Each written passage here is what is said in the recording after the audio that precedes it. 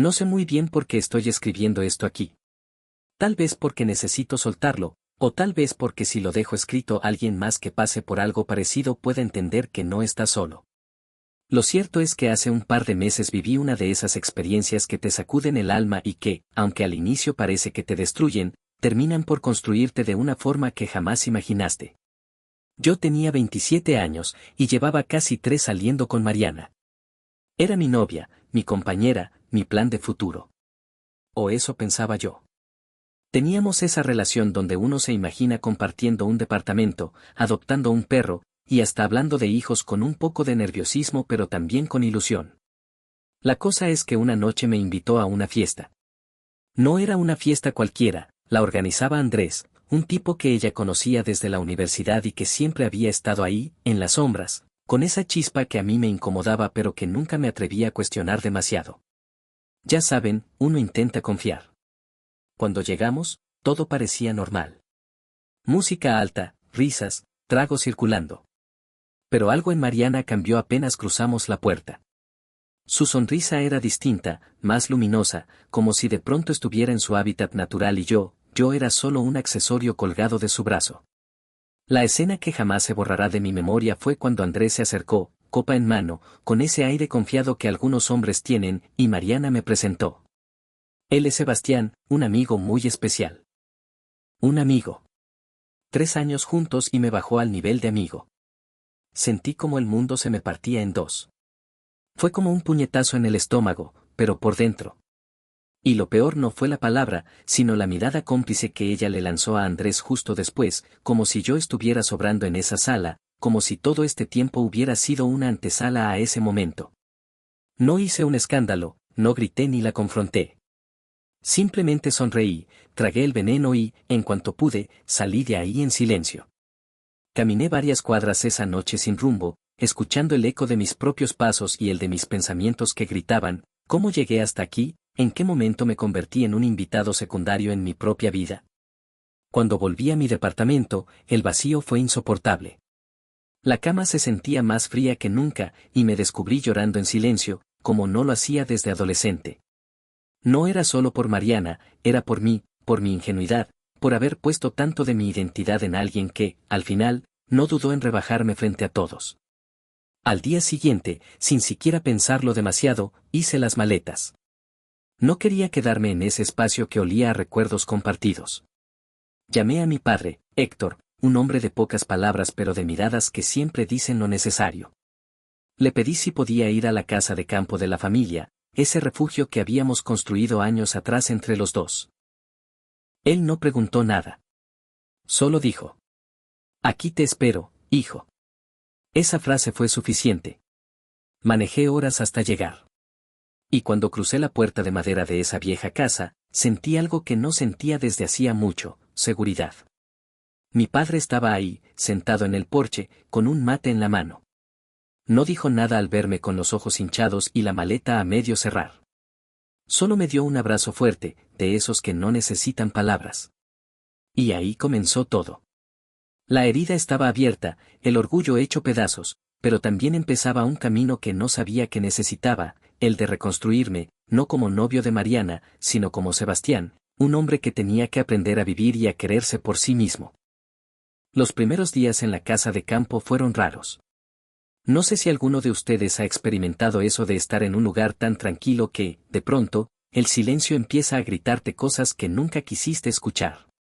Yo estaba acostumbrado al ruido constante de la ciudad, al celular vibrando con notificaciones, al tráfico, a los planes con Mariana, y ahora, lo único que tenía era el viento moviendo las ramas y el canto de los grillos en la noche. Dormía poco.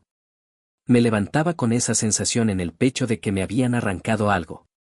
Y aunque no lo admitiera en voz alta, pasaba horas revisando mentalmente la escena de la fiesta, como si repetirla una y otra vez me fuera a dar alguna respuesta distinta. Héctor, mi padre, no me presionaba. No era de esos padres que llenan el aire con consejos automáticos o frases de manual. Al contrario, parecía entender que lo que yo necesitaba era espacio. Me dejaba solo, pero al mismo tiempo estaba presente. Era como si su sola existencia fuera un recordatorio de que no estaba del todo perdido. Recuerdo una tarde en particular. Estábamos arreglando una cerca que el viento había tumbado. Yo estaba distraído, enojado conmigo mismo, repitiendo mentalmente, ¿cómo carajos me dejé reducir a un amigo, como no vi las señales? De pronto, sin mirarme, mi padre dijo. El problema no es lo que ella dijo, hijo. El problema es lo que tú aceptaste creer de ti mismo en ese momento. Me quedé helado.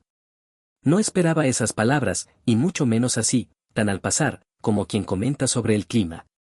Le respondí casi con rabia. Entonces fue mi culpa, ¿eso me estás diciendo? Él clavó un clavo en la madera, se limpió las manos y me miró fijo, con esa calma que a veces duele más que los gritos. No, Sebastián. Lo que digo es que las personas pueden intentar rebajarte, pero tú decides si te quedas ahí o no. Lo que importa ahora no es lo que ella hizo, sino lo que tú vas a hacer contigo. Esa frase se me quedó marcada como fuego. Me enojó, me dolió, pero también encendió algo dentro de mí. Porque, aunque me costara admitirlo, tenía razón. Yo había puesto mi valor en manos de Mariana, y en cuanto ella me soltó, me desplomé. Esa noche, sentado frente a la chimenea, empecé a escribir. Nada muy estructurado, solo pensamientos sueltos, miedos, frustraciones, recuerdos de la relación. Fue como vomitar en papel todo lo que me carcomía por dentro. Y aunque dolía, también sentía que cada palabra era un ladrillo que quitaba del peso que llevaba encima. En paralelo, mi padre me enseñaba, sin proponérselo, que la vida tenía otros ritmos. Se levantaba al amanecer, tomaba café mirando el campo, trabajaba con sus manos sin quejarse. No necesitaba llenar los silencios, los habitaba. Y yo, en medio de mi tormenta, empecé a absorber esa calma como quien se aferra a una tabla en medio del naufragio. Fueron días en los que todavía lloraba por las noches, pero algo dentro de mí empezaba a cambiar.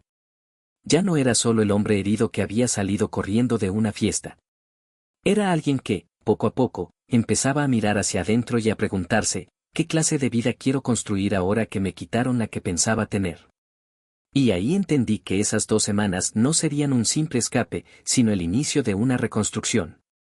Una que, aunque me doliera, iba a necesitar más de paciencia que de respuestas inmediatas. Al 5º o 6º día en la casa de campo, empecé a notar algo curioso, ya no me despertaba con ese nudo en el pecho tan fuerte como al principio. El dolor seguía ahí, sí, pero en lugar de asfixiarme, se había vuelto una especie de eco lejano. Como si mi mente empezara, lentamente, a aceptarlo. Pasaba las mañanas acompañando a mi padre en tareas simples, cortar leña, revisar el pozo de agua, reparar cosas pequeñas de la casa. Al inicio, sentía que esas actividades eran solo una distracción, pero con el tiempo descubrí que había algo más profundo ahí. Cada golpe del hacha, cada clavo que entraba en su lugar, era como una metáfora de lo que yo estaba haciendo conmigo mismo, reconstruirme. Una tarde, mientras cargábamos troncos hacia el cobertizo, me detuve a observar a Héctor. Su rostro curtido, sus manos llenas de cicatrices, su postura erguida pese a los años. Pensé, él también ha pasado por cosas que nunca me contó. Y aún así, aquí está, firme, completo, dueño de sí mismo. En ese instante me di cuenta de que yo también quería llegar a ser así algún día. Esa noche, mientras cenábamos, le dije casi en un susurro. Pa, siento que perdí todo, y no sé cómo empezar de nuevo. Él masticó despacio, me miró a los ojos y contestó. No perdiste todo, hijo. Perdiste lo que no era tuyo. Lo que es tuyo sigue contigo, tu dignidad, tu capacidad, tu futuro. Eso nadie puede quitártelo. Me quedé callado. No supe qué responder. Pero por dentro, sentí como si alguien hubiera encendido una pequeña chispa en medio de tanta oscuridad. Fue en esos días que empecé a pensar en mi vida profesional. Yo trabajaba en una oficina donde siempre me sentí invisible, como una extensión más del escritorio. Mariana era parte de esa dinámica, me hacía sentir que yo valía en función de lo que representaba para ella, no por lo que realmente era. Pero ahí, en el campo, con las manos sucias y la mente despejada, entendí que debía cambiar eso. Que no podía volver a mi vida anterior siendo el mismo Sebastián que se tragaba las palabras, que aceptaba ser el amigo especial en la boca de alguien que nunca me valoró.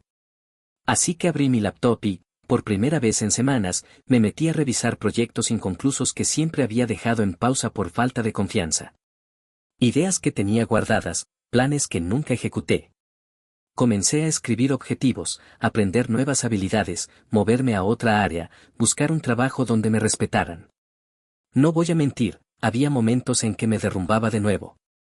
Escuchar una canción, ver una foto vieja en el celular, todavía me dolía. Pero algo en mí había cambiado. Ahora, cada vez que caía, también me levantaba más rápido. Porque ya no estaba solo, tenía la voz de mi padre resonando en mi mente, recordándome que lo mío estaba intacto. Y ahí fue cuando lo entendí, Mariana no me había destruido. Solo me había mostrado lo frágil que era mi propio castillo. Y ahora, con mis propias manos, estaba construyendo uno nuevo, más sólido, más mío. La segunda semana en la casa de campo se sintió distinta. El dolor ya no me gobernaba, aunque seguía siendo un compañero silencioso que aparecía en ciertos momentos, al despertar, en algún recuerdo fugaz, o cuando veía mi reflejo en el espejo y me preguntaba si seguía siendo el mismo hombre de antes. Pero algo había cambiado. Había pasado de rumiar la herida a empezar a moverme. Como si el simple hecho de hacer, de actuar, fuera una manera de decirle al dolor, sé que estás ahí, pero no vas a decidir mi vida. Una tarde, mientras mi padre reparaba un viejo banco de madera, le conté que había retomado un par de proyectos laborales. Ideas que alguna vez soñé y que nunca ejecuté por miedo al fracaso o por comodidad. Le hablé de un curso en línea que había empezado, de unas propuestas de diseño que guardaba en carpetas olvidadas. Él escuchó en silencio, como siempre. Luego me dijo algo que me atravesó. ¿Ves lo que pasa cuando alguien te quita lo que creía seguro? Te obliga a recordar que la seguridad nunca viene de afuera. Viene de lo que eres capaz de construir. Me quedé pensando en eso todo el día. Y por la noche, frente a la laptop, con la chimenea encendida, abrí LinkedIn. Actualicé mi perfil, escribí un resumen honesto sobre lo que podía aportar, lo que quería lograr. No para impresionar a nadie, sino para recordármelo a mí mismo. Al principio me dio miedo. Sentía esa voz interna susurrando, ¿y si no eres suficiente, y si nadie te toma en serio? Pero había otra voz, la de mi padre, que me repetía, lo que es tuyo sigue contigo. Y entonces sucedió algo pequeño pero poderoso, recibí un mensaje de un colega con quien no hablaba hacía meses, invitándome a colaborar en un proyecto freelance. No era la gran oportunidad de mi vida, pero era un comienzo. Era una señal de que el mundo seguía ahí, esperando a que yo me levantara. Esa noche, sentado con mi padre en el porche, bajo un cielo lleno de estrellas, le conté la noticia. Él sonrió, apenas, y me dio una palmada en el hombro. Eso es, hijo. Paso a paso. El hombre que se derrumba no es el mismo que se levanta. En ese instante lo entendí, la herida seguía ahí, sí. Mariana y todo lo que vivimos aún dolía. Pero ya no definía quién era yo ni hacia dónde iba. El dolor se había convertido en combustible. Y mientras el viento frío me golpeaba el rostro, supe que lo que estaba construyendo en esa casa de campo, con silencio, trabajo y la guía firme de mi padre, era mucho más que una recuperación. Era el inicio de una vida nueva. El último día en la casa de campo amaneció distinto. No sé si fue el aire fresco, el silencio del campo o simplemente que mi mente ya había hecho las paces con todo, pero por primera vez en semanas me levanté sin sentir el vacío en el pecho. Había nostalgia, sí, y un dolor que todavía dolía como cicatriz reciente, pero también había calma. Una calma que no conocía antes. Mientras cargaba mi maleta al auto, mi padre me acompañó hasta la entrada. No dijo mucho, como siempre. Solo me dio ese abrazo firme que no necesita explicación. Antes de soltarme, murmuró. Recuerda, hijo, no vuelvas a olvidarte de ti mismo. Ese consejo me quedó grabado como si fuera un tatuaje invisible. El regreso a la ciudad fue raro. Las calles seguían siendo las mismas, el tráfico igual de insoportable, los edificios tan impersonales como antes. Pero yo no era el mismo. Volver a mi departamento, ver los espacios vacíos donde antes estaba Mariana, me habría destrozado 2 semanas atrás. Ahora, en cambio, lo vi como un lienzo en blanco. Un lugar que podía llenar de mi propia historia, no de la sombra de alguien más. Los primeros días fueron un reto. No voy a mentir, me crucé con canciones, recuerdos y hasta mensajes viejos que me tentaban a caer en la melancolía. Pero en vez de quedarme atrapado ahí, usé esos momentos como un recordatorio de lo lejos que había llegado. Profesionalmente, empecé a moverme. Retomé proyectos, respondí mensajes, acepté colaboraciones pequeñas. Con el tiempo, esas pequeñas oportunidades se convirtieron en contactos, y los contactos en propuestas más serias. Empecé a sentir que el valor de mi trabajo no dependía de la validación de nadie más, sino de mi propia disciplina y constancia.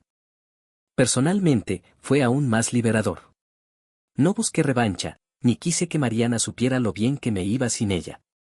Entendí que la mejor forma de cerrar esa herida no era demostrar nada hacia afuera, sino hacia adentro, saber que podía caminar con la frente en alto, sin rencor, sin necesidad de que el mundo me aplaudiera.